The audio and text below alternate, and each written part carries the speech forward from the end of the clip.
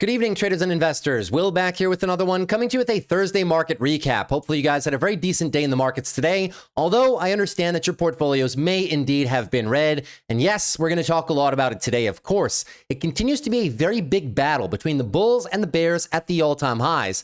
A battle of sorts as well of narratives right now. We've been talking about this for the last few weeks, these short-term bearish narratives at play versus your longer-term bullish tailwinds. Now, keep in mind, everything wasn't so bad as of last night when the government started reopening. As a matter of fact, when Trump was signing the government reopening order, the markets were actually moving higher and then unwound through the early hours of the morning. And when we woke up this morning for the open, the markets just chose violence and then proceeded to sell off for a grand majority of the entire day.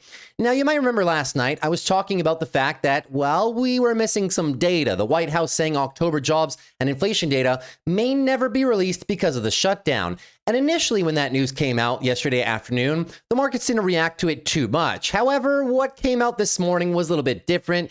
You had Kevin Hassett come on for a press conference, and he gave a shocking response when discussing the missing October jobs data, saying specifically, the household survey wasn't conducted in October, so we're going to get half of the unemployment report, talking about the infamous non-farm payrolls jobs report and the ensuing unemployment rate that can be derived from there.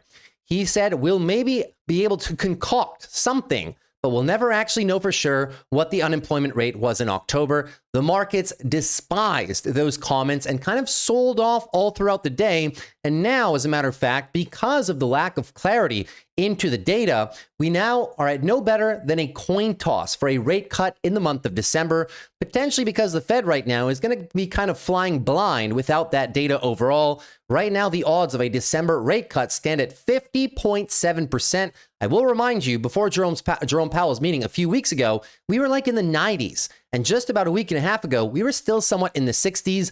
Now, no better than a coin toss. And this comes back to one of the points that we were raising about the bearish short-term narratives in terms of when the government shutdown ends and we reopen, is there going to be a data dump or not? Now, the concern initially, even from myself, is that we were probably going to get a data dump. But arguably, not getting any data at all is not much better than that, right? So in today's video, we're going to talk about a whole bunch of things because, of course, we have to talk about the high beta stocks that got absolutely washed over the course of the day today. A lot of retail fan favorite names, as you can see from my right-hand screen right now, down and down in a absolutely tremendous fashion. So we're going to talk about those at the end of the video and why it's very important sometimes, guys, to be careful and focus on the monthly timeframes too. So speaking about today's video, we have a lot to talk about. First off, since we're not going to cover any earnings today, I figured that instead of covering earnings, we're going to do a full market rundown, starting off with all of your indexes. We know that the rotation was there yesterday and the day before, but today, everything unwound at the same time. So where do we stand in the current markets in terms of our overall indexes? And should we be worried into the future? So we'll take you through the SPY, the Qs, and your minor indexes and check on the health of the entire market. Thereafter, we will do the same thing across our big tech list down here. And as you can see right now, guys, everything down today in a substantial fashion, all except surprisingly for Meta. But overall though, guys, very bad day in the markets. You can see multiple percentage points in terms of a decline.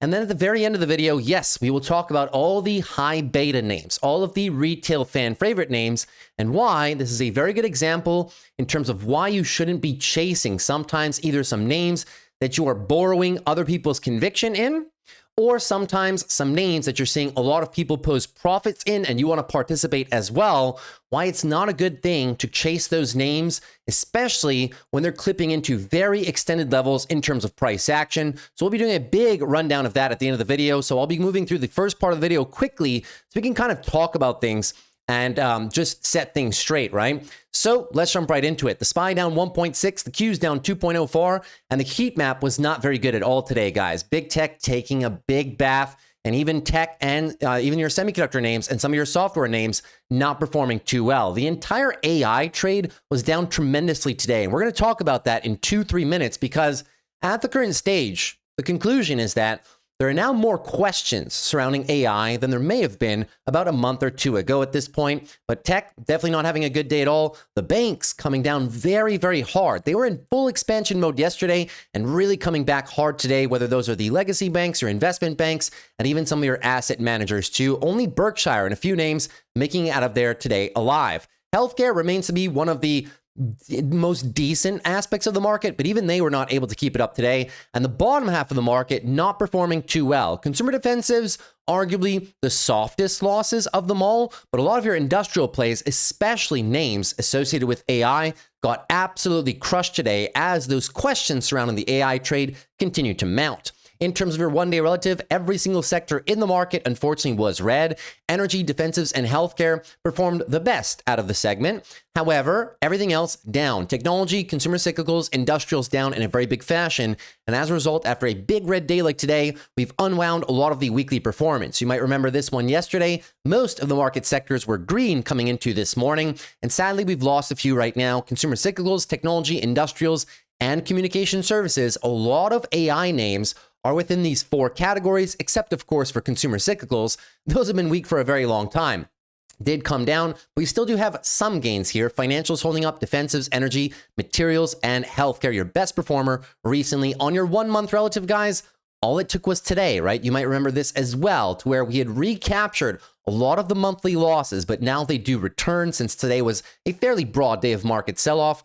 Everything, guys, except for healthcare, energy, and financials, sadly back underwater as the market remains a very big puzzle. And you know why I love the markets, guys?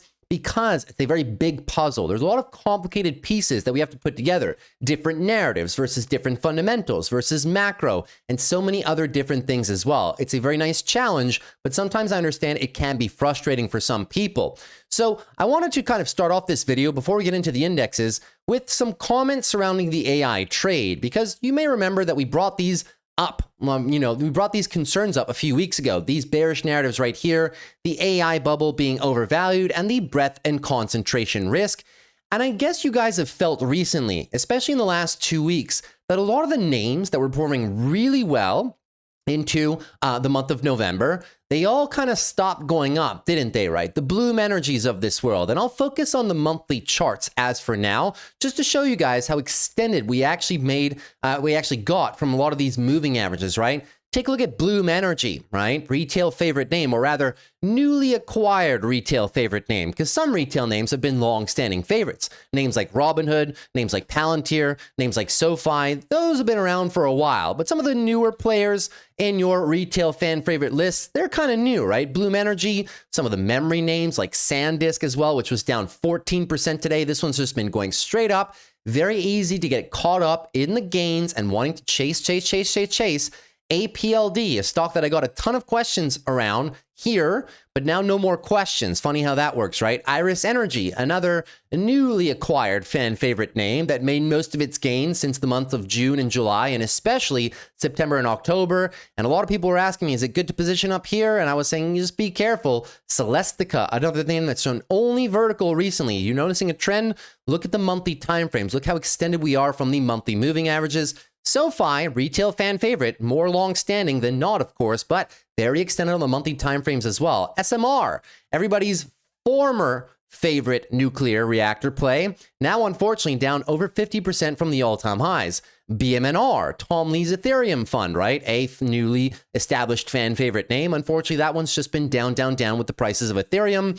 Names like Rocket Lab, which we covered their earnings, very extended from the 12 EMA. People wanted to buy up here, but I don't really hear people talking about it much all the way down there. Robinhood, same concept. It seems as though nothing could have went wrong up there, and now we are getting unwound, right? So right now, what you're seeing, and even a name like A-Lab, for example, all the way up here, a lot of bullishness, right? And now almost 50% from those highs in just a few short weeks, right? It's very funny how these names operate. They're very fast to go on the way up, very fast to go on the way down. And then we have other names like CoreWeave, which people try to dip their toes into because of all of the bullish headlines that surrounded the company, the massive backlogs, the fact that NVIDIA had a 7% stake and an agreement to purchase any excess capacity. This one too being unwound, and so many other ones like NBIS, like CIFR, right? All of these names that you guys have been seeing around online, for the past 2 months, right, that weren't really a big thing until they started getting massive deals from big tech.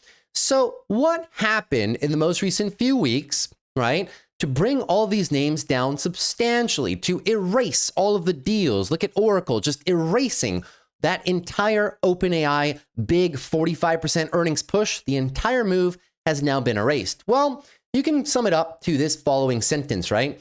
There are now more questions surrounding AI than there were during the months of September and October when big tech was just throwing money around, OpenAI was just throwing money around, and nobody was really asking the real questions that they're asking right now. So here are a few concerns surrounding the AI trade right now, which some people were talking about, and we were talking about it on the channel, but now you can kind of hear people talk about these concerns louder and louder, especially in legacy media, right? And also on social media.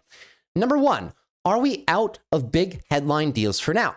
You might remember in September and October, it was nonstop. Every single week, Meta, Microsoft, Google, all these companies were just throwing around money, signing deals with Nvidia, signing deals with Iris Energy. OpenAI was throwing money around. It seemed as though all you needed to do to have your stock price go up 10, 15% on a day was just partner with OpenAI in a certain fashion, and everything would go up. Have we seen any of these big deals recently? The answer is no. A few companies told us about some new deals during their earnings calls, but there's been far less deals, right? You remember the AMD massive pop with OpenAI deal as well? We haven't had those. I would argue that September and October was the biggest period for a lot of those deals, and now it's very, very dry. So it's tough to keep that super bullish momentum going when the news headlines surrounding deals have been a bit dry. Additionally, new concern raised by Michael Burry and several other people on social media: the depreciation schedules, are they accurate? This is in terms of big tech as well. Now, people have been talking about this on and off for roughly the past 4, 5, 6 months, but the concerns have been coming forward, in the past 2, 3 weeks, and the concerns have been getting louder and louder. In terms of big tech, everybody likes to talk about the useful life of a GPU, of a graphics card, right? That a lot of these big tech companies are using to train the AI models. And one concern for NVIDIA leading into 2026 after a massive rally, right? Selling out their Hopper chips and now moving on to Blackwell. A lot of people were asking, well, if big tech is spending all this money now, won't they have to spend billions of dollars refreshing these cards every 2, 3 years, which is usually the useful life of a GPU? Well, the concerns that are coming out right now is that a lot of these companies are depreciating these assets, right, in their financial statements. And Michael Burry raised this concern, but other people raised it as well, is traditionally you should have a 2-3 year depreciation cycle for these assets because you're going to swap them out. But a lot of big tech names and other players as well have been using 5 to 6 year depreciation cycles, which means, are they overstating the short-term usefulness or the short-term value of their assets, and as a result, underreporting their expenses? That's concern number 2. Number 3, what's the ROI going to be? Now, several people have commented on this ROI concern for a very long time, right? But only recently, in the past 3-4 weeks, have people actually started saying these concerns louder and louder. What's the ROI going to be from all of this spend? And you saw Meta got hit an absolute ton recently after their earnings call when they agreed to spend even more money next year. Then that left analysts and retail scratching their heads, being like, well, where's the money going to come from all of this CapEx spend, right? You guys don't even have the best model out there. You guys don't even have a cloud like Amazon has, like Microsoft has, like Google has. So why are they spending all this money? And when are we actually going to start to see returns? I'll remind you, a lot of the big tech companies, an investment thesis prior to this year was that the big tech companies were capital light companies. They used to bring in a ton of net margins, a ton of free cash flow. No longer can you have that same investment thesis. Now these big tech companies are spending an absolute fortune on CapEx cycles, and it's leaving a bad taste in some people's mouths. Number 4, are the timelines for this AI build out, are they accurate? These concerns were raised by CoreWeave when just one data center delay, because they hire third parties to do their construction for data centers. Essentially, they're at the mercy of somebody else's timeline. As a result, when you see all of these companies, NBIS, Iris Energy, CoreWeave, APLD, right? CIFR. Now, Iris Energy does most of their construction in-house, so you can push back on that, and I would agree. But CoreWeave raised a concern during their earnings call, and they didn't, well, I mean, they talked about it, right? But then people started putting the pieces of the puzzle together and saying, well, since all these names ran on promises of revenues in end of 2026 and 2027, if there are some delays in terms of the timelines, is that going to push back the revenues too much? And as a result, have we kind of ran a little bit too much, a little bit too soon? Number 5, how much dilution and debt is all this stuff going to cost? Obviously, we know about Meta hiding $30 billion off their balance sheet in a special purpose vehicle, not wanting to show that they have $30 billion of extra debt that they're using for the AI build out. But you can also talk about Oracle, which continues to pile on mountains of debt. You can talk about NBIS, which also raised a decent amount of debt recently, but also did some share dilution. Now, the big tech names are not going to do share dilution to raise capital, but some of the smaller players may indeed have to dilute existing shareholders. And all of these things, when names are priced to future revenue perfection, a lot of these names can come down in a very violent way when there is a reset of expectations. Moving on a little bit further, can OpenAI pay for its commitments? Now, this was a question since the month of September into October, but initially, people didn't care, at least by large and by far. People didn't seem to care.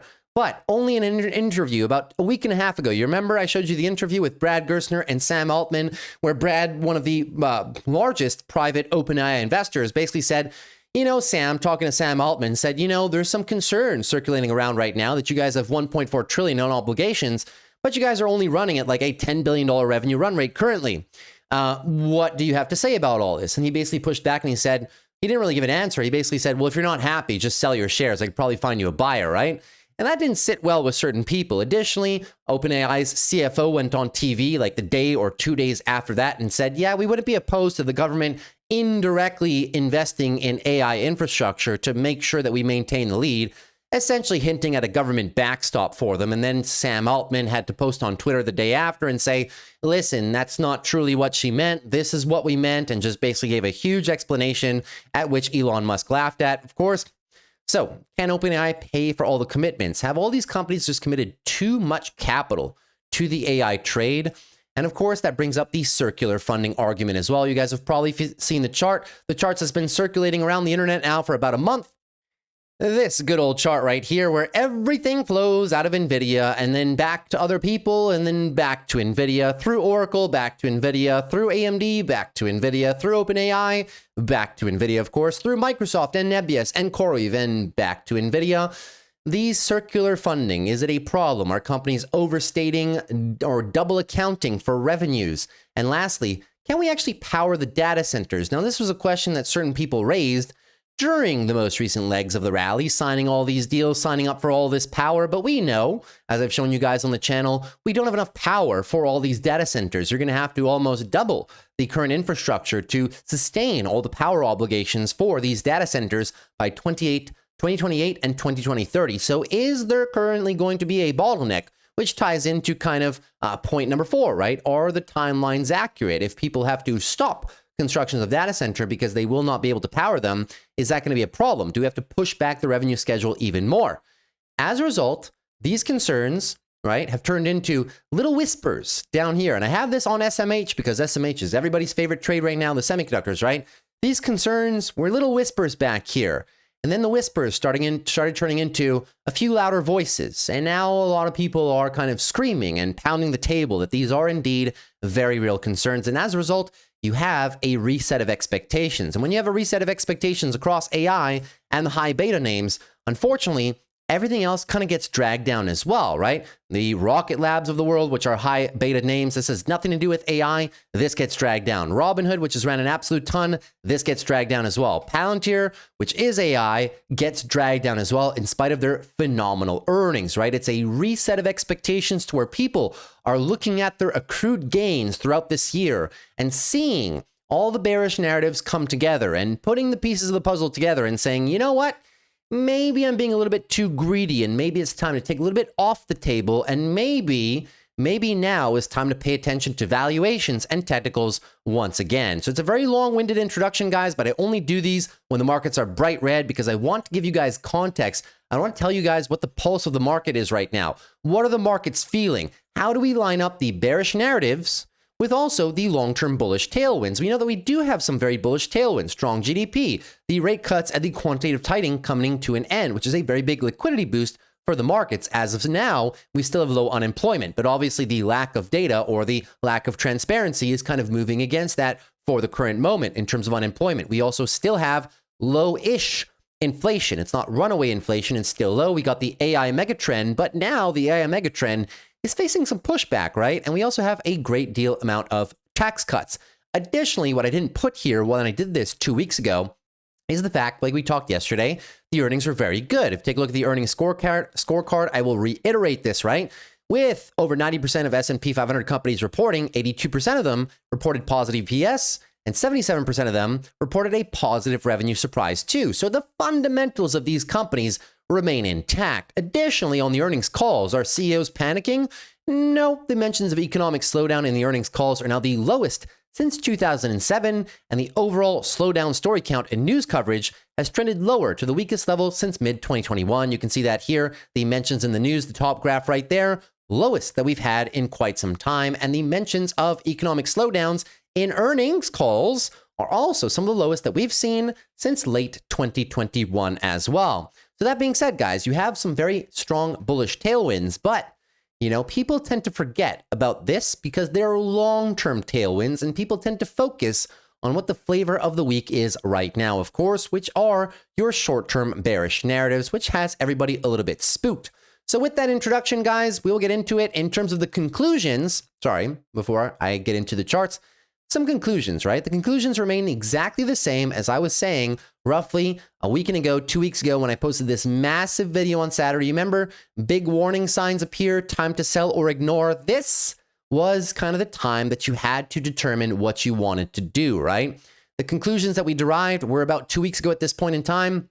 If you know that the environment is cloudy right now, do you want to drive your Ferrari in the sun or in the rain, right? You got to know when you have to go all out or when to slow down. And I was saying for the past 2 weeks, it's a time to take things a bit slower. The narratives are not so clear anymore. There are no longer any very easy trades like we had back in September and October, where if you just bought anything in relation to AI and you had no idea what you were doing, the stock would just keep running and running and running. Those easy trades are done. And I was highlighting the fact that everybody is different depending on your age, depending on your income, depending on whether you're trading or investing with 50K or 6-7 figures, your conclusions would be obviously different, and you have to do what is best for you. And I went over what I was doing and being very cautious and being very slow in these current markets, which is currently still the stance that I'm adopting right now. Because the one thing I will not do on this channel, guys, and that I've never done on this channel, is try to predict where the markets will go in the short term. We can have some educated guesses as to where we can end up in the short term, but you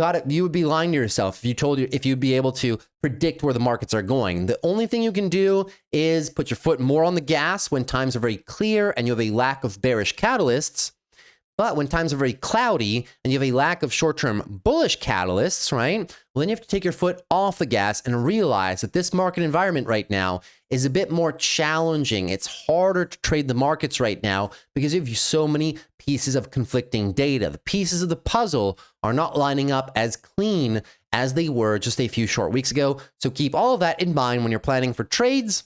If you're a long-term investor, it's super simple, man. You're just DCAing with your paychecks and you're probably loving these lower prices. So just keep doing that. Keep DCAing into high-quality companies with proven business models and try not to get carried away too much with short-term narratives. It's fine if you want to buy a few of these on their big pullbacks and take your chances, but the bulk of your long-term portfolios, guys, should be in high-quality, high-conviction companies with established business models, and try to avoid chasing the current trends with the bulk of your portfolio, especially if you know very well that you're chasing things at highs after stocks have ran 2, 3, 4x over the course of this year. You know you're not getting the best deal, so just respect the fact that what you know deep down is true, right? And just wait for the pullbacks, because if one thing is always true in the markets, guys, the pullbacks always come, and sometimes they come when you least expect them. So that's it for a very long introduction. Figure it should be done, which is why I didn't do earnings today. So now let's get into some charts. So the good old S&P 500. Well, let's kind of start where we left off yesterday. Yeah, it was the continuation of a very nice daily uptrend. We pretty much gave back almost all of it. And we were talking about the size of the bounce. The fact that the bounce was very respectable, right? A 786 bounce, which gives the bulls a good probability, keyword probability, of resetting the daily uptrend. If they could not get it done in one clean V shape, at least they've created the space off the lows to make that happen, right? Big red day like today, do not predict too much, guys. Just let the price action dictate where we are going. It's very simple at this current stage, right? We are into support right now, 674 down to 666. If you ask me, well, is it going to hold? We don't know, right? So if you want to know where we're going in the medium term, you're going to need to know one of two things. At this current stage, we can either reset a daily uptrend, which will carry us higher probably into the rest of the month of November and continue the daily uptrend, the weekly uptrend higher because the weekly bulls never lost this. So the bias for now is still quite bullish. However, if you do the unthinkable, which is cut Friday's lows, right, and come down here, then you know something has changed. Pay attention. We have not cut this 50-day EMA in 4 or 5 months. And as a result, we have not set a daily downtrend either in 4 or 5 months. If you see your first daily downtrend, it's notable, right? No daily downtrends this entire time. It's been a very easy and very forgiving market. I was saying the same thing back here. If you flush into a daily downtrend, something has changed. What will have changed is this is your first daily downtrend in months and months and months. And as a result, the weekly consolidation will probably last more than a few days that we've been used to. Over the course of this summer and into the fall, you've been used to very easy trading. Come down one day, the buy the dip crew shows up. Come down one day after China, the buy the dip crew shows up. Come down with the government shutdown news comes out that the government shutdown is over, and you get the buy the dip crew. If you falter and break these moving averages and set the daily downtrend, guys, you are in for more than just a few days of consolidation, and you are coming lower, possibly right back down to SPY 650, at which point you will challenge the weekly higher lows.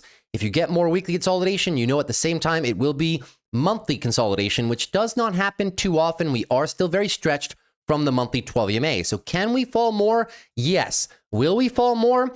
Don't predict, guys. You don't know. Let the price action dictate. But what you should understand right now is that the market is not easy anymore. There's no more easy trades out there. So when you know the market environment is cloudy and there's no easy trades, you know to be careful, especially if you're trading. You know you need to save your buying power and wait for the A++ setups and not try to force things that aren't there. Moving on to the Qs, same analysis as well, right? We had the daily uptrend again. We lost most of it coming down to equal lows. The bulls had a very nice bounce size, and now the same concept is there. Nice 618 bounce, which gives the bulls a good probability, keyword probability, of resetting the daily uptrend. It doesn't mean that they're going to do it. We're coming into support right now, 610 down to 606. You would love for them to just act as if today didn't happen and crack back above your high 625, which would get your daily uptrend back and probably send us into another weekly leg higher. However, the line in the sand remains, guys, 598. If you break that, that is your first week daily downtrend on the Qs, right? No daily downtrend this entire time. It's just been buy the dip, one day of decline, buy the dip, set the higher lows, continuously higher lows, even here, even equal lows like we did just right now. But the bulls have always been able to save it. If you crack Friday's lows, there will be a change, right? A big change, and you will be heading into a bit more weekly consolidation. Next line of defense is 595 to 590. And as a result, with extended weekly consolidation, possibly comes monthly consolidation as well. We are extended from the 12 EMAs. Is it going to come down to the 12 EMA? You don't know. All you need to know is that you should be taking your foot off of the gas until you can reclaim some daily uptrends and have clear setup trades. Moving on to financials right now. Financials, unfortunately, coming back down hard, but the daily bulls are in an uptrend right now. You did have a lot of space off your lows. These lows right here, 52.11, looking for a new higher low, possibly to continue the daily uptrend. If they don't and they give it all back, we're coming kind of back into the gulag, guys. We've been trapped in this zone on XLF for how long? Since the month of July, right? It's push and pull on financials right now. In my opinion, financials are still a good buy down here, 52 down to 50, because I have a longer duration time horizon, right? I'm just looking for some monthly higher lows, something that the bulls on the SPY and the Qs haven't allowed us to do. We haven't been able to set some higher lows into our 12 EMAs, but financials has been doing a good job of kind of staying a bit muted, offering up some very decent DCA opportunities on our favorite companies like Visa, companies like MasterCard, companies like SPGI, companies like Moody's in our long-term portfolios, and even some of you that enjoy adding Berkshire to your long-term portfolios. They give us months and months of consolidation to possibly add some shares at some very decent locations. Perhaps we will get more opportunities to add more to our long-term portfolios, but the setups right now are kind of over and done with, except for a few names like Visa and MasterCard. I mean, the banks, they're already gone. If you're buying up here, you're chasing. We highlighted this trade here upon the back test, right, for a nice little long with a good stop loss on JP Morgan, on Goldman Sachs. Those trades are kind of one and done right now. Profit targets have been achieved. As a result, we shouldn't really be buying up here if we want to have good risk to reward setups. Moving on to healthcare right now, which has been carrying the markets. Beautiful daily uptrend, but the bulls might be getting a little bit tired up here. Daily overbought conditions, and as a result, we might have to take a bit of a breather. If that's the case, higher lows are here, 143, so tons of space, and additionally, you are above a very nice area right now. Prior resistance, resistance, resistance for the bulls again.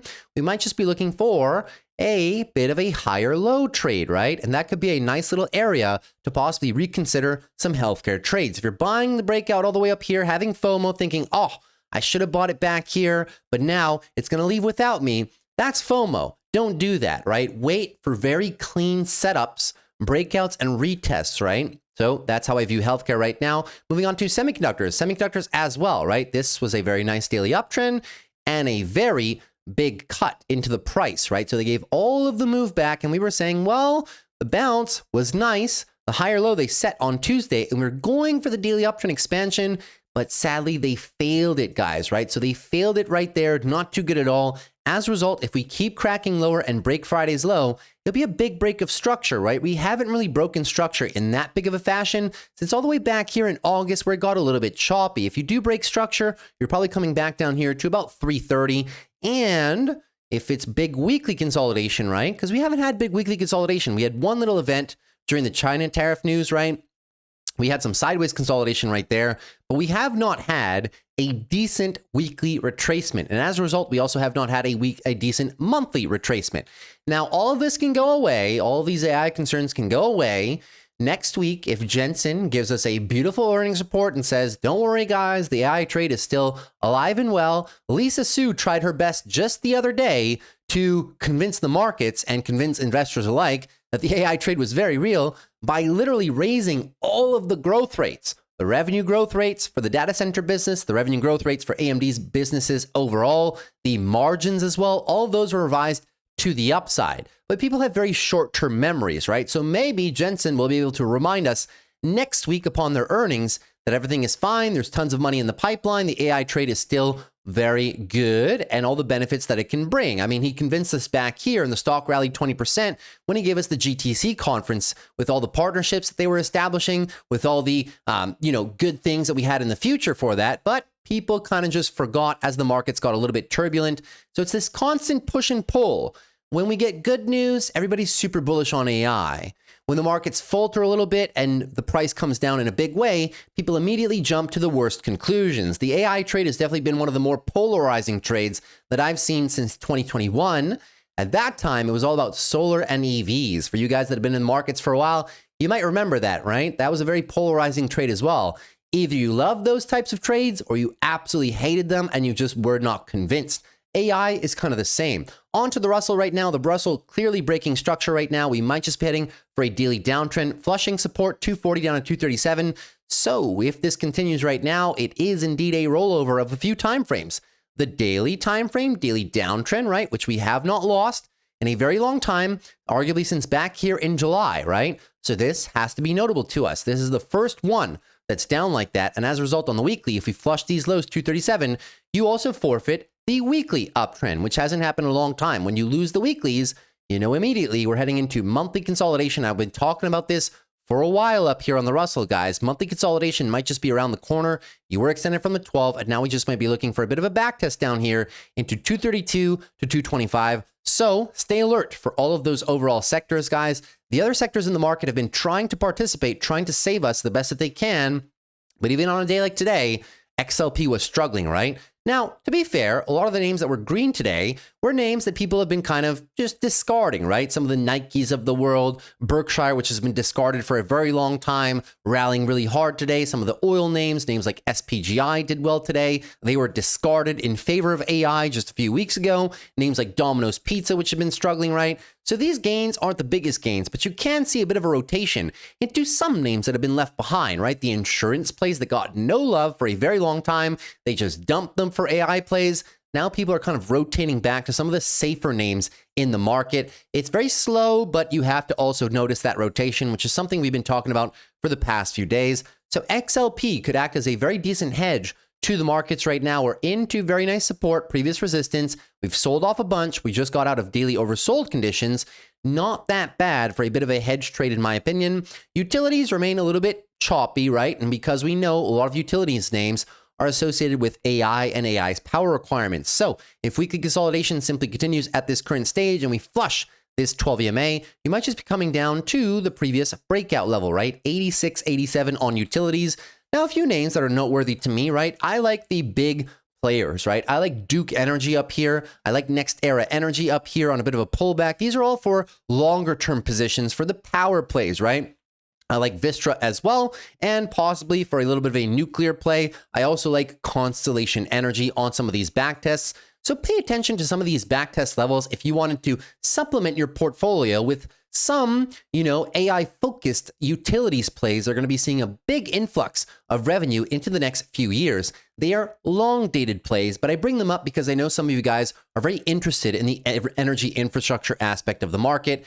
And real estate, guys, real estate is going to remain a very tough trade. The reason being is that these interest rates and interest rate cut probabilities keep fluctuating all over the place, man. We cannot get some sustained declines on yields. It appears that there's always something. Every month, we start moving down on the yields and then something comes up, some bad data or some good data, and the yields just kind of stop dead in their tracks. So real estate is a very tough trade overall. It should be a multi-quarter and multi-year thesis for you if you are exposed to names like the mortgage industry, right? Like Rocket Mortgage, or names like the home builders as well, right? This is going to be a very long and drawn out trade. Do not expect it to run as fast as the AI narrative. Real estate positioning is okay to have, but only if you have a very long-term time horizon. And those are my thoughts on the matter. Moving on to VIX. The VIX up a huge amount today, guys. I mean, the VIX at one point was up 20% today. When these concerns come front and center, obviously you're going to have a lot more volatility. So right now is a great opportunity. When you have big names, your favorite names, don't force plays, guys, right? If you guys have been finding yourself forcing more and more of these plays on this list here, that you don't know too much about, but that you only want to buy into them because you see other people buying into them, not the best idea. You are borrowing other people's conviction, and you're also chasing other people's gains. Don't do that. Focus on the plays that you enjoy the most, because at the end of the day, if you go underwater on something, you're the one holding the bag, right? So if you're playing short puts, right, in the market right now, you should be selling puts on companies that you know very well, that you understand very well, that you've been patiently waiting for pullbacks into your desired target levels. So now is still the time to be building a shopping list for some maybe of the big tech names that you guys enjoy very much, some other names that you guys might enjoy for your portfolios. Set some price targets and be very patient. And with the volatility, you might be surprised about being able to sell some short puts on some of your favorite companies at levels that you've been patiently waiting for. That's how you would use the VIX instead of trying to predict, yeah, we're going up here, or yeah, we're flushing back there. Just use the VIX to your advantage, right? You know, when the VIX is high, it's time to buy, but you can do so by selling short puts under the market. In terms of yields, as I was saying, guys, the yields are all over the place with this push and pull between, is the Federal Reserve going to cut? Are they not going to cut? Where's the jobs data? We don't have jobs data. Where's the inflation data? We don't have the inflation data. Yields are super, super bumpy, man. So do I think yields will be coming down in the long term? Yeah, but it's going to be a very bumpy trade on this 10 and 20-year yield as well, which means the bond trade is going to be a very choppy trade too. So probably not the best area if you're looking for quick gains. We probably will be seeing an upswing in bonds, either from a fear bid or as the Federal Reserve brings rate down into 2026, but it's going to be a very slow trade and probably not one that you guys will enjoy that much, especially if you're used to fast-paced trading. Moving on to gold right now. Gold on the Thursday session was down about 0.5%. In the futures market right now, it's actually higher. Gold's put in a very nice move. We saw the daily uptrend breakout. I was telling you guys positioning was here. upon the breakout, right? And you could pretty much put your stop loss either below the breakout candle or a bit lower if you're going for the full weekly recapture of the all-time highs. Gold's looking good. Gold is kind of playing its part. When the markets get a bit fearful, people pivot back into gold, and we're definitely seeing that right now. Another trade entry opportunity, because now you're kind of in between two levels, right? The stop would have to go all the way down there. The take profit is there. So the risk reward isn't the best, right? But if you see gold pull back a little bit and offer a re-entry, right? Something like a breakout retest type of trade, I'd be a big fan. Low 4,000s would be a big fan of maybe revisiting this gold trade. As of right now, the bulls are well on their way to weekly expansion again, and the next take profit target would be roughly 4,400, and beyond that, 4,500 psychological. Moving on to our cryptocurrencies right now, well, they've not been having a good time at all. We have once again came and flushed under 100,000. We've been talking about this, guys. The bears were always in short-term control. That was never the question, right? The bulls tried for a bounce, unwound, continuation of the daily downtrend, and it should be no surprise. The bears had the weekly downtrend this entire time, and they've had monthly consolidation now for months at this point, right? We know that crypto has somewhat decoupled from the S&P performance, at least over the most recent times. And as a result, we just move further and further into monthly consolidation. The next stop for Bitcoin, if we lose this area, would probably be down here, about 94, down to about 88,000. It would be a combination of two things. Number one, a 618 fib retrace, but also it is an area of previous price congestion, previous support down there, resistance here. So that little pocket is where you might want to end up. And if you do end up down there in a rapid fashion, you're probably going to hit daily oversold conditions, something that we haven't hit on Bitcoin in a while, man. We haven't hit daily oversold since February. So this is definitely an accelerated version of a sell-off. You know, retail's been selling all across the board. Institutions have been accumulating. So there's definitely a swap at hands here. If you have a long-term thesis on Bitcoin, guys, if you believe in the Bitcoin thesis expansion above 200,000, 250,000, 500,000 type of thing, well, you should be buying these dips, right? I'm not going to tell you that it's going to stop here or here. No, you just have to take levels one area at a time, but I have nibbled a little bit on Bitcoin here, and I will continue to nibble down. And the same thing on Ethereum as well, right? Cryptocurrency, guys, is pure supply and demand. It moves a lot on sentiment, pure supply and demand as well. Retail gets shaken out all over the place. Everybody knows that, right? Daily downtrend, the bulls tried for a bounce, and we might just be looking to unwind again. This is the same thing that happened here, right? Big flush. The bulls try to save a level. Will they be able to save it though? 3,300 down to 2,800 is the area of support. It has been a weekly downtrend this entire time, so nobody should be surprised if we're unwinding a little bit more. And on the monthly time frame, same concept, right? Nice engulfing move. The Ethereum thesis is still alive. Stable coins aren't going anywhere. The banks are using them to build out their back end. If you are a believer in the long-term thesis of Ethereum, you are going to have to go through these shakeout periods, these big drawdown periods on Ethereum. It just comes with the asset, right? So that being said, we are currently sitting right now at a retracement size of about 50%. Can we come down a little bit lower to 2,800? Absolutely. And you should be ready for it, right? It serves me no purpose predicting, is this the bottom? Is this the bottom? No. If you want to know if it's the bottom, you need the bulls to show you. Step number one, give me a daily uptrend. Step number two, in that daily uptrend, bounce decently on the weekly timeframes, right? We now have lost all the timeframes. Step number one, give me the daily time frame back. Then when you get the daily time frame back, measure the retracement size on the weekly. Then you got to reclaim the weekly. And only when you reclaim the weekly can you say, yeah, that was the monthly low, and we might just be going for a new leg of expansion. So for short-term trading, guys, there are no swing trade opportunities right now on Ethereum, in my humble opinion. It's very choppy, right? Unless you really want to take your chance at just buying these lows and setting a stop loss there and saying, yeah, I'll try to go for it, right? But you don't have confirmation. Usually you want to wait for confirmation. If you're a long-term Ethereum buyer, these should be viewed as buying opportunities. If you think Ethereum is going back to 5K, 10K, well, that's a long-term thesis, right? And you should be enjoying these discounts. These discounts should not make you question the entire multi-year thesis that Ethereum may be looking into in the future, right? That being said, that's everything for our overall market rundown. Let's move into some big tech names right now.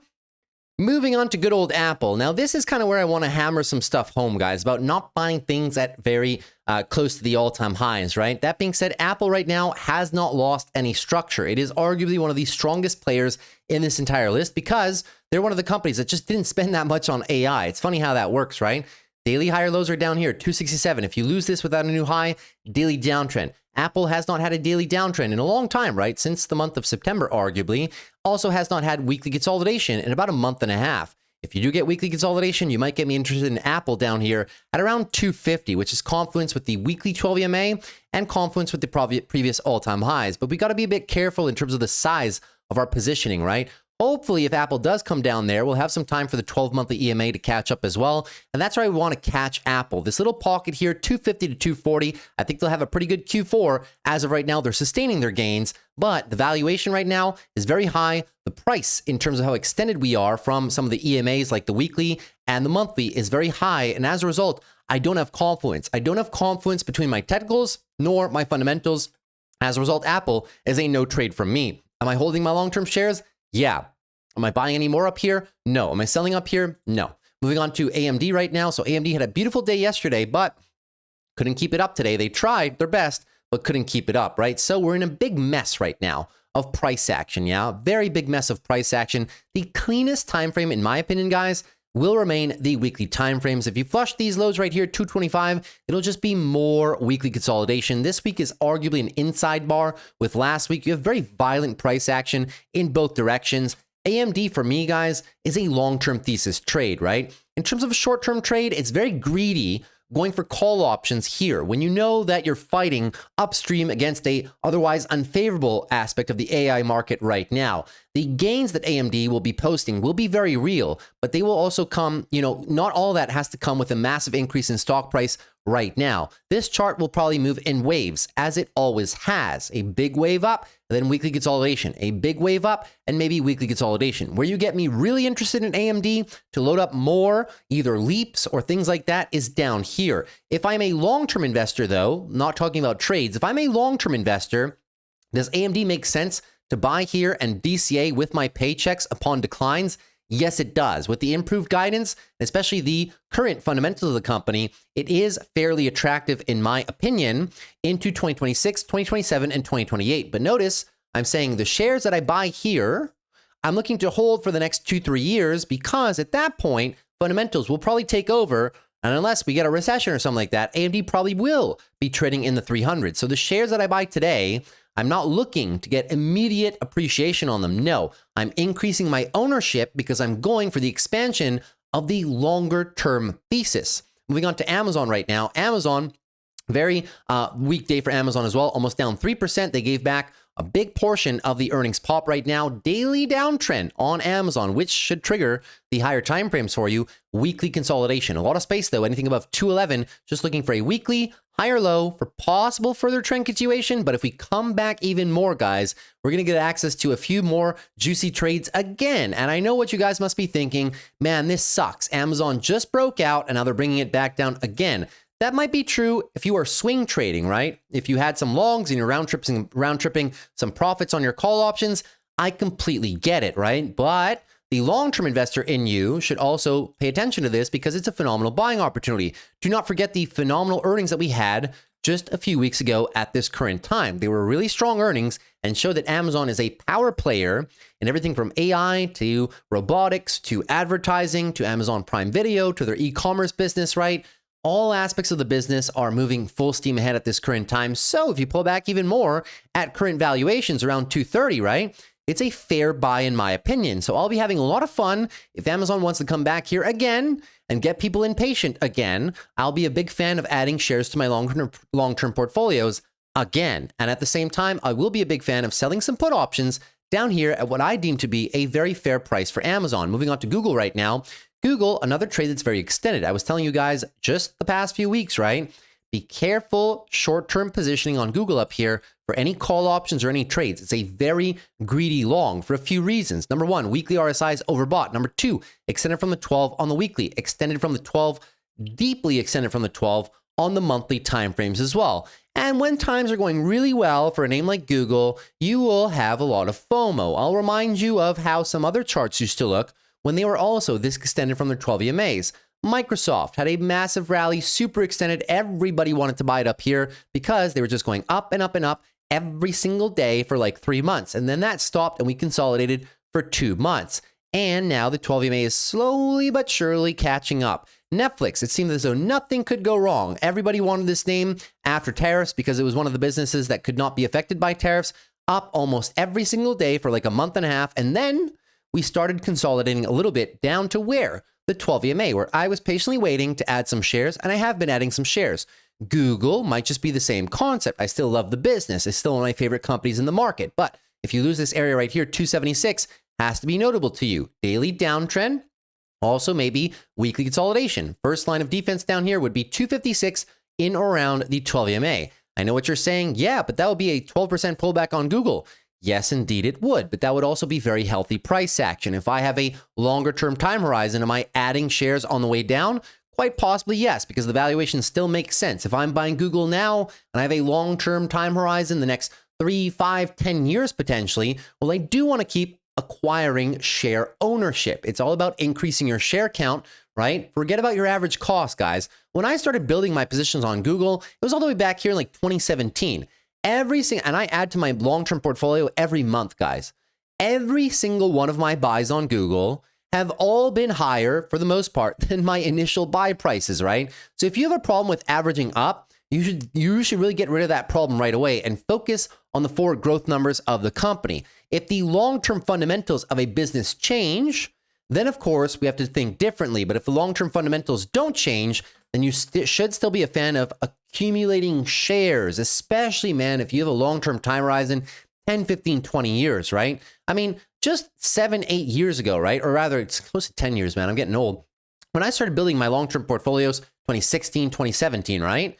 I didn't know exactly the share price of Google would be, but I knew it would be substantially higher than where it is right now. So the times that you're buying Google shares here, let's say, you have to assume as well that this company will grow and grow and grow into the future. And maybe in the next 5, 10 years, right? The share price of Google is going to be all the way up here.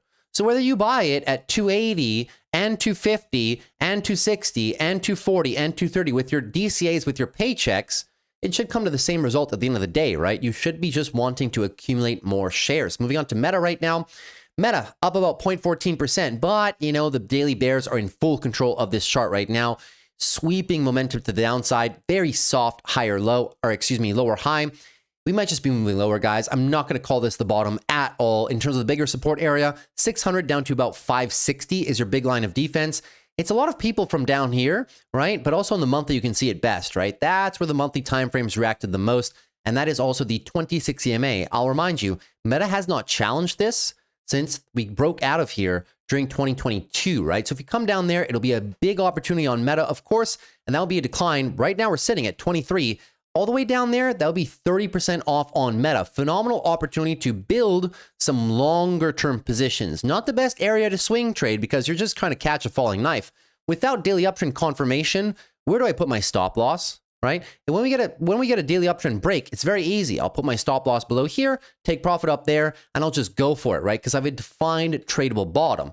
As of right now, you're just crossing your fingers. So the best course of action for Meta will be accumulating some longer term positions. If you still believe in this company, despite Mark Zuckerberg's willingness to spend a whole bunch of capital now, Meta's not going anywhere for the next 5, 10 years, most likely, right? So if we're looking to accumulate with some solid fundamentals, these are some pretty good prices. Moving on to Microsoft right now. Microsoft down 1.54% again. Big bearish engulfing move. Very soft lower high. If you break these to the downside and lose support, you know what's going to happen, right? Daily downtrend moves into a weekly consolidation phase in the markets as well, and also possibly fulfilling my prophecy of possibly coming down and touching the monthly 12 EMA, which I've been very patient and waiting for. 475 down about 450 is the pocket that we should be targeting if we want to accumulate some long-term shares, and also a pocket that you would look into depending on the price action to maybe build out some further swing trades. I've been patiently waiting for it. It might be just around the corner, but we'll see. The bulls still have a chance to save, right? But as of right now, am I very interested in this stock at these current prices? No, bearish momentum is a bit too strong. Moving on to Netflix right now. Netflix should be very interesting coming into their stock split early next week. So that being said, if we take a look here at Netflix, nice price action, right? They're trying to get the daily uptrend back. Daily downtrend, nice engulfing move. Now we want to set the higher lows and move into a nice daily uptrend and protect the support. 1150 down about 1100. That being said, the weekly is not looking terrible, but I'll remind you the context. It's still a weekly downtrend, and we need to reverse this overall. So we'll see what happens, right? The monthly is very, very solid, though. Down here on the 12 EMA, solid for possibly two things, right? Number one, next week, we're going to get a stock split, which might make the price of leap call options for 2027 a little bit cheaper. And additionally, it's a great area to be adding some long-term shares to your portfolio, in my opinion. Moving on to NVIDIA right now. NVIDIA kind of forfeiting this bounce that they just had, right? A bit of inside candles last 2 days. Daily downtrend, nice bounce. We talked about this on the Fibs. It was a very nice bounce, but a bounce is only a bounce unless they convert into a brand new daily uptrend. Now, at the current stage, right, NVIDIA has earnings next Wednesday. Am I expecting NVIDIA to break all the way down here before earnings? No. Am I expecting them to break up beyond the all-time highs? No. I think you might just get stuck here, right? Maybe in the 180s, maybe as low as the mid 170s area. I think you might just get stuck in this region of price action for the foreseeable future until we get that earnings release. So that being said, am I short-term positioning on NVIDIA right now? No. But can I build some long-term shares into earnings down here at 186? The answer is indeed yes. We did the valuation at 206. The valuation at 206 with Jensen's upgraded guidance during the GTC conference was very, very, very solid overall. It's not trading that much in terms of forward price to earnings. The PEG ratio is also quite fair. So would I be looking to add a little bit of NVIDIA shares here? Yes. Would I be betting the absolute farm on earning and going for short-dated call options expecting a moonshot? Probably not in this current environment right now. So that's just how I'm looking at NVIDIA. The weekly is just in big consolidation mode right now. Moving on to Tesla. Tesla down almost 7% today, flushing our area. And this has to be very notable to you guys. This is a shelf that the bulls have built arguably for the past 2 months. When you lose this, couple it with a daily downtrend and a big weekly flush like this, it just tells you we're not ready quite yet, and we may need to accumulate at the lower levels. So sadly, right, equal highs, right? So high, low, equal high, arguably, and lower low, weekly downtrend. And we were talking about this the last few sessions and arguably the last few weeks as well. If they do that, if you flush the lows, right? And I was saying, if the market falls apart, Tesla's not going to break out, right? It looked like it wanted to, but the market wasn't there for it. So now we're coming back down into support. First line of defense, 400 down to 382. Next line of defense, 12 EMA down here, 360 to 340. If you ask me, where's my favorite location for some short puts on Tesla, if you wanted to play with a big account, probably down here around 360, looking for more monthly consolidation as of right now. No swing trades for me on Tesla at this current time. I think they need to go through a little bit more of consolidation personally. On to Palantir. Palantir, same concept, right? Phenomenal earnings, and the stock just went down. And then you got the Michael Burry short post, which led the stock to come down even more. And now you're kind of playing with fire, right? The bottom end of support, 170. We will see if they can hold this, but the bears are looking to capitalize on this daily downtrend and maybe send us into weekly consolidation. Keep in mind, Palantir has not lost the weekly uptrend since the tariff events, right? This was your weekly downtrend. Since then, no weekly downtrend. It's just been higher low, higher high, equal, right? And then higher high. Again, if you lose this area, 170, you are losing your weekly higher lows. You are losing your weekly uptrend. You are losing your weekly 12 EMA, something that hasn't happened for a very long time. When something hasn't happened for a very long time, you have to face the music. Things are changing, right? This has to be notable to you. This might just be the ever so elusive, at least on Palantir, monthly consolidation phase for the stock. Where would I be interested? You guys already know it. When we start losing dailies and weeklies, guys, immediately I go to the monthly and I go to the 12-monthly EMA, especially if it has decent back tests during the bull runs, right? So 150 to 140 on Palantir. I would be interested to sell some puts down here and maybe buy some shares down there. I know even at these crazy valuations, this is the area that I would be looking for a nice phase of monthly consolidation, guys. From the top to here, that would be like 30%, but you got to be able to go through these on Palantir, right? I mean, the stock is up how many X's? Like 8X, almost 10X over the past, what, 2 years? It's normal to go through these 30-40% corrections when you have all these short-term bearish catalysts lining up to sell some of the overvalued names, some of the high beta names in unison, right? Moving on to SOFI right now. SOFI was down 12 today. What did SOFI do? You know what I mean? It's like they're not really AI. What did they do? Well, they're a retail fan favorite name, and yet are the institutions playing a little bit of games right now? Are they putting on the pressure? I think absolutely yes, guys. In terms of the price action, daily downtrend, nice engulfing move. You're looking for the bulls to protect this $30 range. 30 to about 28 is the previously established resistance, support as well. It looked good for a backtest and run, but today was just too strong, man. If you unwind more of this move, it's not going to look good. You might just be looking for a bit more weekly consolidation, barely new highs. I would say this is equal highs. If you go into a bit more weekly consolidation, guys, it's going to look exactly like it did back here, right? The price is struggling. It's been really struggling to break out of these levels. And I do believe that possibly because you have a lack of follow-through buyers, right? People want to feel like they're getting a good deal, and institutions are giving a little bit of a shakeout right now. If you really come all the way back here, I'll be such a big fan of buying these dips. You guys will see me buy these dips pretty heavy. 25 to 22 is the pocket that we've been talking about every single one of these decline phases in SOFI. I keep referencing this area for a few key reasons, right? Big resistance, current support for the markets. The 12 EMA is curling up. This is when the fundamentals get cheap at 25. And this is also when the technicals line up.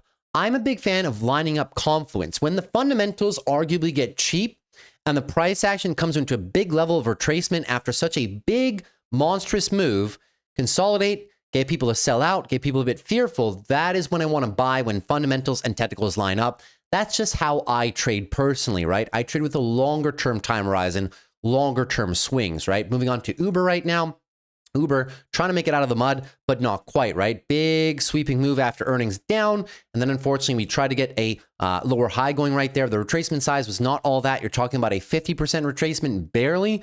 If you unwind all this, it's going to kind of unlock one of the trades. I've been talking about Uber for a long time. You flush these daily downtrend, you flush those weekly downtrend as well. You can kind of see the chart curling over, right? Call it a bit of a head and shoulders if you want. But what I see is what I was talking about a long time, right? Big move up, small retracement. Decent move up, bigger retracement. Small move up, big retracement. Smaller move up, large retracement. Now you might just be curling. If you do see that curl happening, where are we going to? Always focus on the monthly charts, guys. The monthly charts will give you an idea of the size that you can deploy, right? When you come back into monthly 12 EMAs and you couple it with resistance, which are support areas, that's when you can start deploying heavier. When you're up here looking to play swing trade breakouts, you got to do them with a stop loss, and you can't play them too heavily, right? You can't build that much conviction in them. That being said, if Uber comes down here to the mid to low 80s, I will be selling some short puts and buying some shares for my long-term portfolio in a heavier fashion than up here where I've just been nibbling, right? So there's a difference between nibbling when the valuation is okay to making these a bit bigger buys when we actually come down to more advantageous levels.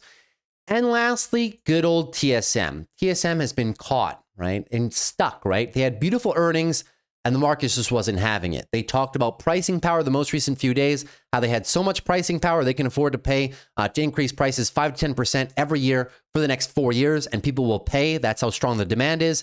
But you can see, in spite of all that bullish news, the price just doesn't move. And when the price just doesn't move after such bullish releases, you have to figure that this time something might just be different, right? If you flush this Friday low, 278 daily downtrend, we've already been in a daily downtrend. That should be no surprise to all of you. And as a result, it should also be no surprise that you may head into a further weekly consolidation phase for this. First stop right now, 276, but wider, focus on the monthly time frame.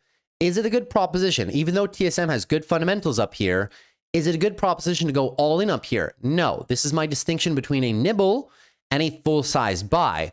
Full-size buys can come in when your technicals and your fundamentals line up. When you are somewhat close to the 12 EMA, right? And the fundamentals are cheap, which they were at that time, that's where I go in with heavy buys. When they come all the way up here and I'm looking to DCA something, I am still going to DCA it if the price is still advantageous to me for fundamentals, but it won't be a full buy. It'll be a very small incremental buy just because I want to deploy capital every single month into the markets. If we come down, and there's a possibility of us doing this, right, down to like 250, close to this monthly 12 EMA again, well then, my fundamentals will get cheaper, my technicals will line up with the price, and I will be a buyer. I'm not saying that it has to go down there. I'm just saying that at these current levels, am I interested in a short-term call option play with the markets the way they are right now? No. But if you come down here and shake a bunch of people out, then maybe I start throwing some bleak call contracts at this stuff. If not, I'll be waiting very patiently for other names that are doing that. Names like Meta, names like Netflix that have already gone through their big retracements, right? So I rotate. When names run a lot like Google and I'm in, I start taking profits, I'm good. I'm out, I'll save the cash. Then I'll wait for another of the Mag 7 names or my favorite plays to pull back into EMAs, right? Like Amazon. I'll take my profits on Google, roll them into Amazon back here when people are struggling to buy it, right? When names like Google pop off or when I close my call options on Apple, as we did, we made a lot of profits, I'll wait. And then maybe down the line, another one of my favorite companies comes into its monthly 12 EMA And maybe that's when I can kind of strike on that company as well. So leaps for me are very simple. I keep them. Sure, you guys see me play some, some random plays here and there and things of that nature. But if you're talking about my big leap positions, it's very simple. I have a list of like 12 to 15 companies, some of my favorite companies in the market, most of which are in my long-term portfolio. And I just wait for the retracements that nobody else is patient enough to wait for. If they come to me, perfect. But keep in mind, a lot of my leap options are locked in for 1.5 to 2 years. So I can afford to wait. When I lock in, let's say I'm going for 5. If I break down my capital, I'm looking for 5, 6 different leap call positions at the same time, and I find 3 of them, I will wait for 3 more because I know when I lock in 3 of them, right, I'm good. I can wait for them for 1.5, 2 years for them to hit my profit targets. And then I'll just wait casually for other ones that I like very much to come into my levels. And that's how I've done things for a number of years right now. So hopefully I can instill that same amount of patience into you guys as well, because I know that patience and discipline is sometimes something that newer people to the market struggle with. So hopefully from me explaining all this stuff, you guys understand where I'm coming from. That's it for your overall market rundown. On big red days like today, I kind of spend a bit more time on the charts, give a bit more context. So hopefully you guys appreciate the context that I bring to these videos. Now, lastly, let's dive into the biggest gainers and losers. And for this section, guys, I'll be exclusively focusing on the losers of the day for some trading and investing psychology overall, because all of these names are exactly the same. And the moral of the story comes down to what I said in the introduction, right? 2 things that you should never do in the markets. Number 1, never borrow somebody else's conviction. I don't care who says it, whether it's me or somebody else. If you come across a stock that has only been running and running and running and running, and they develop a very nice thesis, a long-term thesis on the business, and they have an entry down here, and when you hear about it, it's all the way up here, and they instill that conviction in you, you have to think 5 times before taking that trade, because most of these people buy a lot of these stocks, right, with a long-term thesis in mind. You are buying this up here because you want to chase short-term gains. As a result, never borrow somebody else's conviction. You have to do your own research, and if it is not your area of expertise, if all these data center plays, these energy plays, these memory plays are not your expertise, right, then you want to do a lot more research before clicking that buy button. So rule number 1, never borrow somebody else's conviction. Never just buy into stock because you see it everywhere across social media and you're just part of a groupthink process, right? No. Always do your own research, do your own due diligence, because oftentimes people buy these up here with the premise of being a long-term investor. But that's only relevant when the price goes up, isn't it? When the price goes down and you realize you've just bought high, it's tough to stick to that long-term thesis, right? See the price coming down and you're like, oh no, maybe it's going to take months and months for this to come back. And you go from either a trader or a long-term thesis investor to somebody who only wants short-term price appreciation. So never borrow somebody else's conviction, guys, if especially you don't agree with the price. If it's ran too much, it's ran too much. There's always new narratives to play. There's always new companies to play. Number 1, never borrow somebody else's conviction. Rule number 2, never chase other people's gains. And this goes in line with what I just said as well. If you see people that are up a ton of money this entire year on Palantir, on Robinhood, on SOFI, because everybody bought these stocks really, really, really cheap, and you're tired of being left behind, right? Names like Rocket Lab, people buying Rocket Lab here, they're up hundreds of percentage points, and you just feel FOMO. Names like APLD, you don't know too much about the company, but everybody's talking about it, right? They're bought in back here. Now everybody's up hundreds of percent. Now you get FOMO, right? And you're just chasing somebody else's gains, hoping that you can also have those exact same gains. But what you don't understand is that for you to buy APLD up here and have the same gains as somebody who bought it at $9, it's not going to happen overnight. You know what I mean? A lot of these stocks, they priced in 2027, 2028 revenues. They priced in all the deals, boom, immediately, right? You are not going to get the same compound annual growth rates buying Robinhood up here, despite what social media might tell you, as somebody who was patient and started buying Robinhood back here or here with the long-term thesis expansion for the business. It's just not going to happen. It's a question of market cap, right? Robinhood there was like a $125 billion market cap company. For you to get a 3x on that, it has to go to a $350 billion company. That does not happen overnight. When Robinhood is a $20 billion company right here, it's much easier for it to 2x, isn't it, right? So never chase other people's gains thinking that you can have similar gains if the prices ran this much, right? So all of these names have one thing in common, and 2 common mistakes that I've seen over the course of the past few weeks. People kind of getting in over their heads, right? Just chasing other people's conviction on stocks they don't understand too much because they're popular, or people chasing other people's gains because they don't want to get left behind. The entire rest of the market was struggling that entire time. You remember we were talking about it, right? If it's not AI, it wasn't working. All the money was in AI. People in AI and these data center plays and the energy plays and, you know, the SOFIs, the Robinhoods, the Palantirs, they were seeing all the gains and you couldn't understand it, right? These names are overvalued. They ran so much. How do people keep making gains? And then eventually the pressure builds and builds and builds and builds. And then you buy up here thinking that you too deserve to make those gains because you've been paying attention, but you've been on the sidelines. The value investor in you is screaming, don't do this, don't do this. But then you get the FOMO and then you click the buy button up here and then it's all over. And then you become a community member.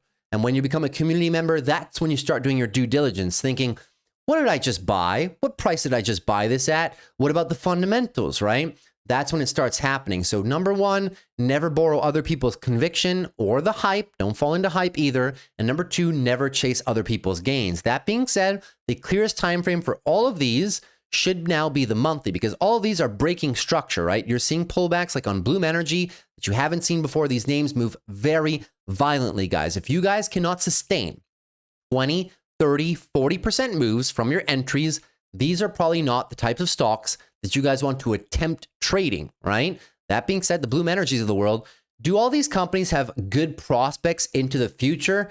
Yes, right? They absolutely do. But keep in mind, it's going to go in waves. You may never see a fast, rapid wave of appreciation when the sky is not cloudy. It's blue sky. The thesis makes sense. The big tech companies, OpenAI is throwing money all around the place. People are crowding into these trades. Maybe what happens in the future is we pull back a while and then it might just take a while, more of a smooth appreciation curve, right? But this definitely, guys, was the exponential FOMO curve that you don't see that often in the markets, right? The trade is now over for the FOMO buyers. And now what is left is your longer term investor, right? Your community member of sorts. That being said, daily downtrends on most of these names, pay attention to it. Weekly big unwinds. It's very tough, guys, when you get this big retracement over there out of overbought conditions, right? It's very tough to recapture this in one single week as if it never even happened. If you ask me where I want to buy these, closer to the 12 EMAs, I'll participate in the long-term thesis of these companies, but you're going to have to give me a much better price. And I'm going to have to see more panic and more capitulation on these names of everybody who bought these at these highs, throwing in the towel saying, oh, this tech is garbage. I should have never bought this. That's what I want to see, right? These memory plays are somewhat untouchable as well. SanDisk, WDC, I get it. Memory prices are very high, but what do you want to do, man? You want to chase these all the way up here? Be my guest, right? But the technicals and the fundamentals are not lining up. The fundamentals have good growth prospects in the future, but the technicals are not lining up. I could arguably include Micron in here.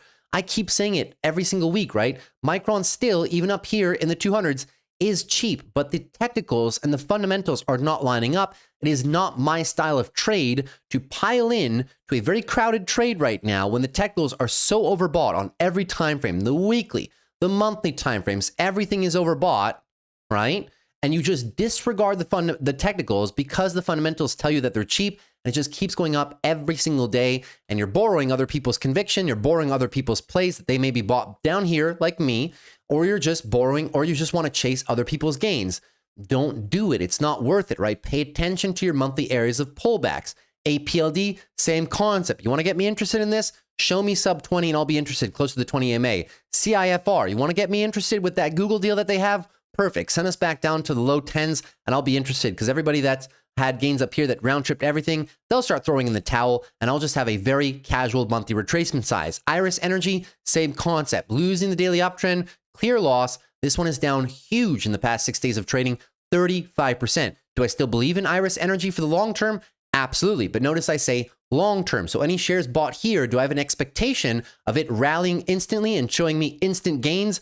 No, I know what you guys want. You guys want to be a long-term investor, but if you buy here and sell here, you're probably going to take your profits. That's not a long-term investor. You're confusing short-term trading versus long-term investing. If you are short-term trading, then you should be out because you lost your daily uptrend. You lost your weekly momentum as well. No longer running, forfeiting everything. Monthly time frame, you want to get me interested to DCA? Because I'll buy a few IRIN shares here, but I'll also buy them all the way down there. Can you guys say the same? Can you guys absorb that level of drawdown if it happens? I'm not saying it's going to happen. I'm just asking you, can you absorb a 50% sell-off when you're looking at a stock that in the future, there's a very distinct possibility that IRN goes through these phases, right? And ends up somewhere in 2026, 2027, somewhere in the high 100s, right? It's very possible. But in order to make that 2-3x, can you absorb a 30, 40, 50% drawdown? Ask yourself that question. If it's too hot in the kitchen, maybe these types of plays are just not for you, right? And it's perfectly fine. Different strokes for different folks, right? Celestica, another one. And this is a beautiful Canadian company, right? It ran too much. The fundamentals are great on this company, but it ran too much on the technicals. Looking for a pullback, 12 EMAs. If you cannot give me a 12 monthly pullback EMA, I'm not going to be very interested in this name. There is thousands of names to play in the markets, guys, right? Our job is to identify names in which the fundamentals and the technicals line up and not chase other people's plays that they might already be up hundreds of percents on, right? EOSE, phenomenal company as well. Another player in the electrical and energy space. That being said, sure, the fundamental outlook of the company looks good, but all these companies have one thing in common. Where are their revenue streams? Oh, they're all the way out there in 2027, 2028? Oh, that's what I thought. Okay, so if we price in all that right away, and they don't have revenues to show it right away, just like they literally showed us on earnings the other day, right? Well, maybe the expectations have ran too far ahead of what the price should actually be. So if you want to get me interested in EOSE, you're going to have to shake out a bunch of retail investors that thought the markets were so easy recently, right? Maybe you bring me down here to a casual 10, cut this price in half by 50%, and you will see how many people are left in this trade, how many people throw in the towel, et cetera, et cetera. Only the people with the long-term vision will remain, and we will be able to get a much better price. We may never get some of the prices that people got down here, but at least we won't be chasing this darn stock, will we? SOFI, same concept. Pay attention, 12 EMA, right? Keep saying it. We covered it earlier as well. SMR. What's the problem with SMR, right? SMR, just a few weeks ago, was all the way up here, 57. Where are they now? 60%. 1 month later, 60% of the downside. Why? Well, this company has no revenues, right? They have a concept. We don't know if it's a scalable concept. You don't even know if the technology works. You don't even have projections for 2027, but I assume most of the revenue will come there. So when a company is trading at all the way up there, $12 billion without a cent of revenue for the next few years, well, maybe you know that the FOMO kind of got to the markets and this was an overcrowded trade. Ask me if I'm interested in SMR. No, not interested in this one. I'm not interested in OCLO either. Maybe when the revenues are closer and the concept is proven, maybe I'll be interested. Am I interested right now? Absolutely not. I will not be caught up in that level of FOMO at all. On to other names such as Rocket Lab. We covered their earnings just the other day. Phenomenal company, but maybe, just maybe, when something runs from $17 to $70, maybe it's not a good proposition to buy a company that's all the way up there where their forward revenues, most of them will only come with the launch of the Neutron rocket deep in 27 and 2028. Is it a good company? Yeah. Would I mind accumulating some shares as part of a growth segment of my portfolio? Just buy, set it, and forget it, and wait for the fundamental expansion of the business over the next 3-5 years? Yeah. But a lot of people want to buy this and want to have the instantaneous gains.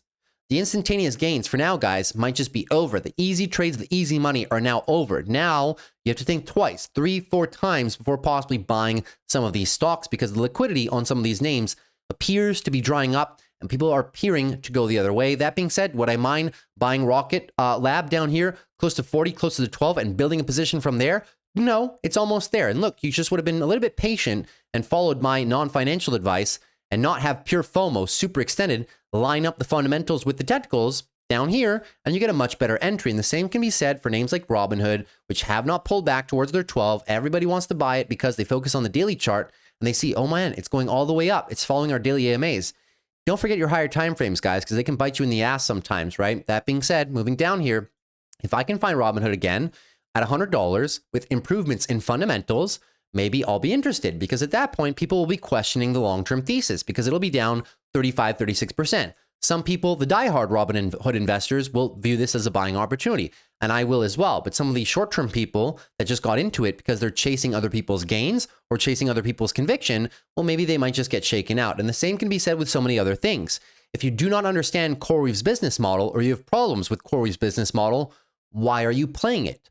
I'm playing it comfortably down here because I get that there's good risk to reward for the next few years, not instantly, for the next few years. That's why I'm playing it down here, accumulating a few shares, and I'm willing to absorb the volatility drawdowns. If you ask me how big of a position CoreWeave is in relation to the size of my portfolio, right? It's extremely, extremely small. I'm not going very heavy on this one. If you don't understand this name, if you don't agree with the long-term thesis, don't force these types of trades just because you see something down huge in oversold conditions, right?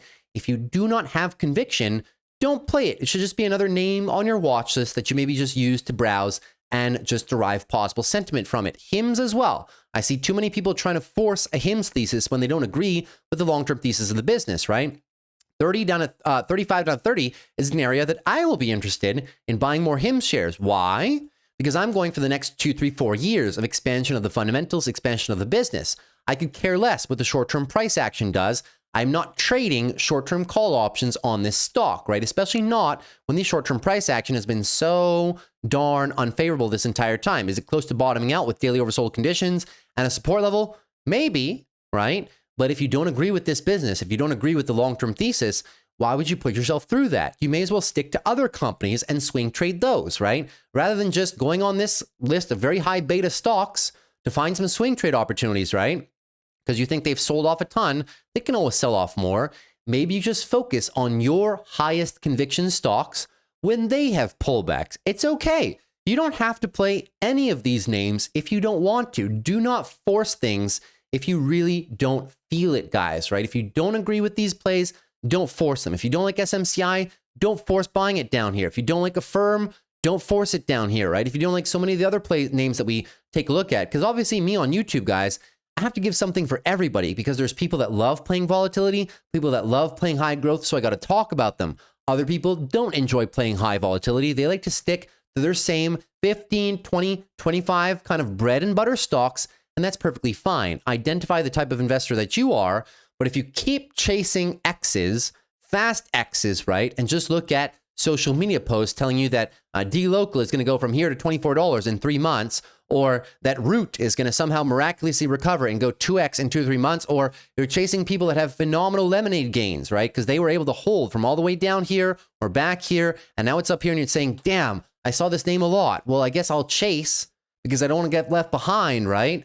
Maybe it's not just in your wheelhouse to be taking that type of trade, or maybe you just have to be patient for the inevitable pullbacks that do occur on some of these very volatile names that eventually do pull back in the support areas. And if they don't, and if you miss it, it is what it is. But you should only be buying these things after rallies if you have a long-term time horizon thesis and you're going for the expansion of the market cap. If you're going for the expansion of the market cap and the business, arguably the short-term price action should not matter to you. You should be focusing on accumulating shares over time and then riding them. If you believe Lemonade is going to be a $50 billion business eventually, what do you care if you buy it at $7 billion or $5 billion or $4 billion, right? You'd be buying this entire range. You wouldn't even care about the short-term price action because you have a long-term vision, next 3, 5, 7 years type of stuff, right? The last thing you want to do is buy here thinking that you're going to get instant gains and then be disappointed when you understand that the market may just move in waves and may need a bit of a pullback after rallying what? 2x in a few months? You know what I mean? So be careful with all these plays. That can be said about so many different names on this list. I'm not going to go through every single one, but I'm pretty sure by now that you guys know which category a lot of these names that are big red today fit into right now. They either fit into a category that you are comfortable playing, or a category that maybe you're playing for the wrong reasons. And it's very important as traders and investors, right, to understand why we are playing things. If you're playing these things for the right reasons, for the long-term thesis of the business, fine. You'll have to sit through the volatility, and that's just how some of these high beta names are. You have to sit through the big rallies, which are fun, but thereafter you have to sit through the big drawdown periods, which are less fun. That comes as part of being a high volatility growth investor, right? If you guys don't enjoy these plays and you're forcing them, well, maybe now this gives you a lesson that you shouldn't force plays that don't agree with your risk tolerance, your risk profile, or your various conviction levels. And that is everything I have to say for today's video. Hopefully you guys enjoyed. If you did, consider dropping a like. Would appreciate it for the growth of the channel. Consider subscribing if you're new. We do these videos every Monday to Friday after the close. And last but not least, if you have any questions, please feel free to leave them down below. I didn't mean to sound too bearish, or I don't mean to sound too aggressive on these videos, guys, But my purpose here on this channel is to kind of teach you guys what I've learned over time, right? To not chase things just because you see them posted all across the board, right? Not chase other people's conviction, not chase other people's profits, right? Find your own lane, and you know what your own risk tolerance is. You know what your conviction levels are across many of these companies. And like I said, if you want to just be like me sometimes to where you have a very small portion of your portfolio in some of these high-flying names, perfect. But if you want to put a bulk of your portfolio into your highest conviction plays, names that move a bit slower, but at least you know the business more and that they're less volatile, by all means do that. As a matter of fact, that's what I do with a grand majority of my large trading portfolio, and especially most of my long-term buy and hold portfolio as well, right? So that's everything I had for you guys.